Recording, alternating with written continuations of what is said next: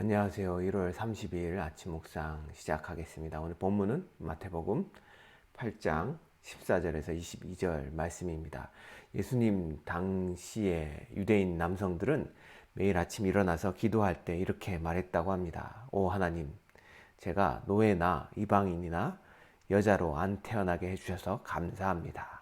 자, 8장에 보면 예수님은 당시에 소외되고 무시당하는 자들을 친히 고쳐주시는 장면들이 나오죠. 예수님께서는 나병 환자를 고쳐주셨고요.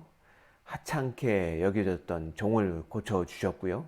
오늘 말씀에는 여인을 고쳐주시는 장면이 나옵니다. 14절과 15절 말씀 읽겠습니다. 예수께서 베드로의 집에 들어가서 그의 장모가 열병으로 앓아 누운 것을 보시고 그의 손을 만지시니 열병이 떠나가고 여인이 일어나서 예수께 수종들더라. 자, 당시에 여인들은 웬만큼 아파서는 누워 있을 수 없었다고 합니다. 하지만 베드로의 장모는 그 병이 중하였던 것 같습니다. 베드로가 장모가 병이 든 것을 알고 예수님을 모시고 갔는지 아니면 예수님을 집에 모시려고 했는데 마침 장모가 아팠는지는 알 수 없지만 예수님께서 장모의 병을 고치시는 장면이 나오죠.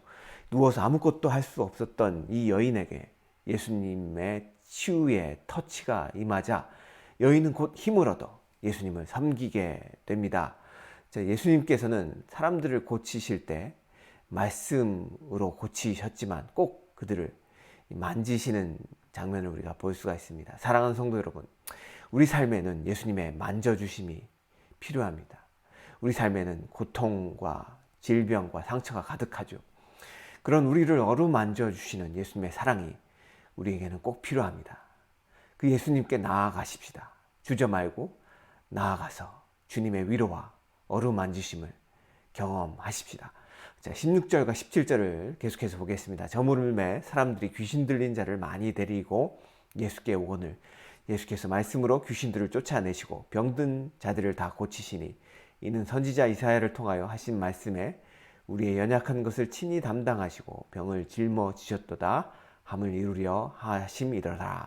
자, 왜 사람들이 저물 때 귀신 들린 자와 병든 자들을 예수님께 데려왔을까요?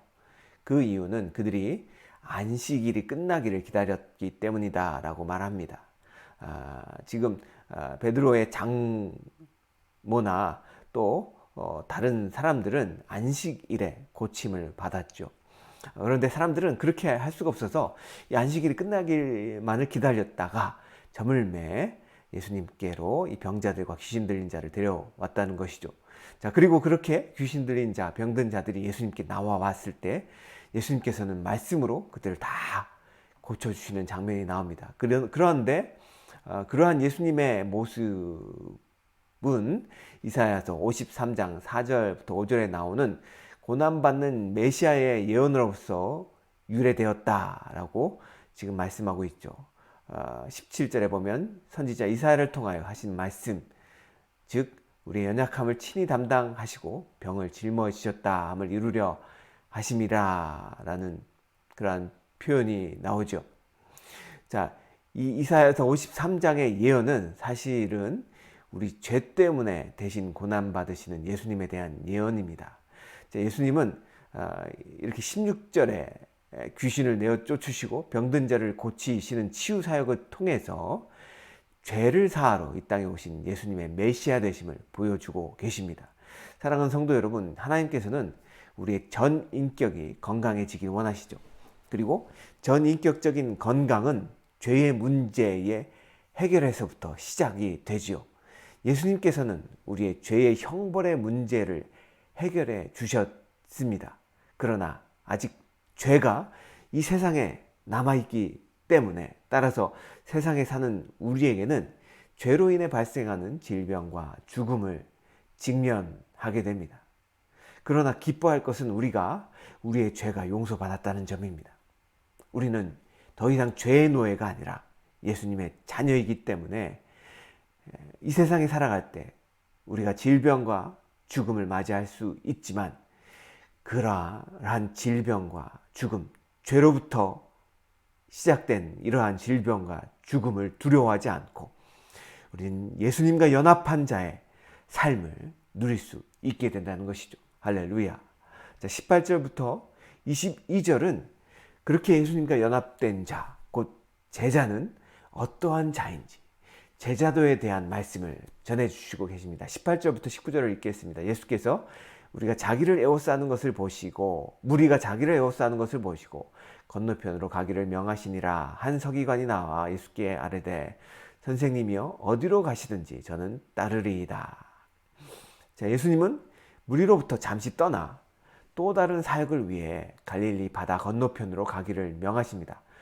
그때 한 서기관이 예수님께 같이 가기를 요청합니다. 19절에 서기관이 예수님께 어디로 가시든지 따라가겠다라고 말을 하는데요. 이 말은 예수님을 평생 쫓겠다는 의미가 아니라 헬라어 원문의 문자적인 의미를 해석해 보면 배 타고 가시는 예수님의 그 여행에 잠시 동안 함께 따라가겠다라는 표현이죠. 다시 말해서 서기관은 제자로서 예수님을 따르기로 헌신한 것이 아니라 단지 놀라운 일을 행하시는 예수님을 보고 너무나 흥분이 돼서 그 열정적인 관심 속에 함께 동행하기 원했다는 것이죠. 그것은 서기관이 예수님을 주님이라고 부르는 것이 아니라 선생님이라고 호칭하는 그 호칭에도 잘 드러나 있습니다. 그런데 그런 서기관에게 예수님께서는 지금 동문서답으로 답을 하고 계신데요. 20절을 함께 읽어보겠습니다. 예수께서 이르시되 여우도 굴이 있고 공중의 새도 거처가 있으되 인자는 머리 둘 곳이 없다 하시더라. 자, 단지 흥미롭기만 하고 뭔가 이득이 될 것 같아서 어떤 열정적인 마음으로 예수님을 쫓겠다고 했던 이 서기관에게 예수님은 당신을 쫓는 것의 진정한 의미가 무엇인지 지금 20절을 통해서 말씀해 주고 계신 것이죠. 예수님은 머리 둘 곳조차 없으신 분이셨습니다. 복음서에 보면 한 번도 예수님께서 자신의 집에 거하셨다라는 표현이 나오지 않습니다. 늘 예수님은 이 집, 저 집, 어떤 때는 배 위에서 주무시고 어떤 때는 산에서 기도로 밤을 지새우시기도 하셨습니다. 자, 예수님을 쫓는다는 것, 그것은 세상의 이득을 얻게 되거나 자신의 흥미를 채우는 길이 절대 아님을 20절의 말씀 통해서 알려주고 계신 것이죠. 열정적인 관심만으로는 예수님을 쫓을 수가 없음을 예수님께서는 지금 설명해 주고 계시다는 것입니다. 21절부터 22절에는 제자도에 대한 또 다른 케이스가 등장합니다. 21절부터 22절을 읽겠습니다. 제자 중 또 한 사람이 이르되 주여 내가 먼저 가서 내 아버지를 장사하게 허락하옵소서. 예수께서 이르시되 죽은 자들이 그들의 죽은 자들을 장사하게 하고 너는 나를 따르라 하시니라. 자, 여기서 나오는 제자 중 한 사람은 예수님의 12제자는 아니었고요. 가까이서 동행했던 사람 중 하나일 것이라고 그렇게 여깁니다. 그런데 이 제자에게 나를 따르라는 예수님의 요청이 주어졌던 것 같습니다. 그 예수님의 요청에 이 사람이 지금까지 예수님을 어떠한 마음으로 따라다녔는지 보여줍니다. 21절에서 그는 이렇게 반응하죠. 주여 내가 먼저 내 아버지를 장사하게 하옵소서. 자, 이 제자의 요청은 특별한 상황이고 충분히 받아들여질 수 있는 요청 아니겠습니까? 아버지가 돌아가셨는데 먼저 장사를 지내고 예수님을 따르겠다라는 표현이 무엇이 잘못됐을까요? 그런데 이 장면에서 아버지의 장례를 치르지 말고 예수님을 따르라라는 22절에 이 예수님의 반응, 이 예수님의 말씀은 우리를 굉장히 의아하게 만들고 이해가 되지 않게 만듭니다. 자, 그것은 우리가 중동 지방의 언어적 표현을 잘 모르기 때문에 생기는 그러한 오해죠. 당시도 그렇고 지금도 그렇다고 하는데요.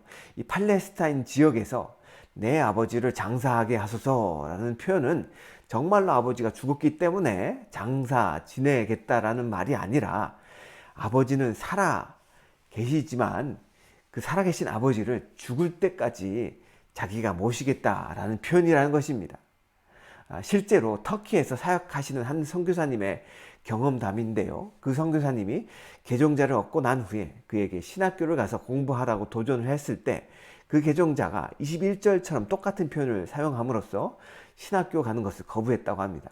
그래서 선교사님은 이 친구가 정말로 어려운 일을 당했구나, 아버지를 여였구나 라고 생각을 하고, 그럼 당연히 아버지 장례를 먼저 치르고 그 다음에 신학교에 입학해야지 라고 권면을 했다고 합니다. 그랬더니 이 개종자가 말하기를, 그런 의미가 아니고요, 아버지는 아직 살아 계시는데요, 아들로서 아버지를 돌보는 일을 하고 난 다음에 그렇게 아버지로부터 유산도 받고 그런 삶을, 정상적인 삶을 살겠다, 그런 표현이었다고 합니다. 다시 말해서 지금 이대로 살 테니 신학교에는 가지 않겠다라는 뜻이었다고 하죠. 자, 21절에 나오는 이 사람도 예수님의 부르심을 쫓기보다는 이 땅에서의 삶을 살겠다라는 표현을 한 것입니다. 그런데 그런 반응에 대해 예수님께서는 22절에 죽은 자들이 그대의 죽은 자를 장사하게 하고 너는 나를 따르라 라고 표현을 하신 것이죠. 자, 22절의 말씀의 의미는 이렇습니다. 자, 죽은 자들이 죽은 자들을 장사하게 하라 라는 표현은, 영적으로 죽은 자들의 일들은 영적으로 죽은 자들이 알아서 하게 하라. 다시 말해서 이 세상의 일들은 세상에 관심을 가진 사람들이 하게 만들어라. 죽은 것에, 이 죽은 사람들이 관심 두는 일에 너는 관심을 두지 말고 생명의 일, 생명을 살리는 이 예수 그리스도를 따르는 일에 너는 관심을 가져라 라는 말씀이죠. 다시 말해서 생명의 주인인 나를 따르라 라고 예수님이 지금 도전을 하고 계시다는 것입니다. 사랑하는 성도 여러분, 예수님을 따르는 사람이 제자이죠. 그런데 예수님을 따르는 것은 열정적인 관심만으로는 안 됩니다. 또한 예수님을 따르는 것을 가볍게 여겨서도 안 됩니다. 예수님을 따르는 일은 날마다 자기를 부인하고 자기 십자가를 지고 따르는 일입니다. 내가 주인이 아니라 예수님이 주인 되신 삶을 의미한다는 것이죠. 무엇을 하든지 어떤 상황에 있든지 예수님을 주님으로 인정하고 예수님의 뜻대로 살기로 결단하는 것이 제자의 삶입니다. 사랑하는 성도 여러분, 예수님을 따르는 제자인 우리는 오늘도 예수님을 우리 삶의 주인으로 모셔드리고 그분의 뜻대로 순종하며 살아가는 그러한 귀한 하루가 오늘도 되시길 주님의 이름으로 축원합니다. 기도하시겠습니다. 주님, 저의 모든 아픔과 연약함을 친히 담당하신 주님께 감사드립니다. 머리 둘 곳 없으셨던 이 땅에서도 하늘의 부유함을 누리신 주님을 우리가 본받게 하여 주시옵시고, 오직 하나님의 뜻에 우선순위를 두고 십자가의 사랑을 끝내 이루신 주님을 우리도 닮아가며 오직 주님의 뜻을, 주님이 우리의 삶의 주인임을 고백하며 우리가 우리의 마음대로 사는 것이 아니라 우리 삶에 주님이 주인 되어 주님을 기쁘시게 하는, 그렇게 주님을 기꺼이 따르는 제자로서의 삶을 살아가는 우리가 될 수 있도록 하나님 복 주시옵소서. 그렇게 행하시 주님을 찬양하며 예수님의 이름으로 기도하였습니다. 아멘.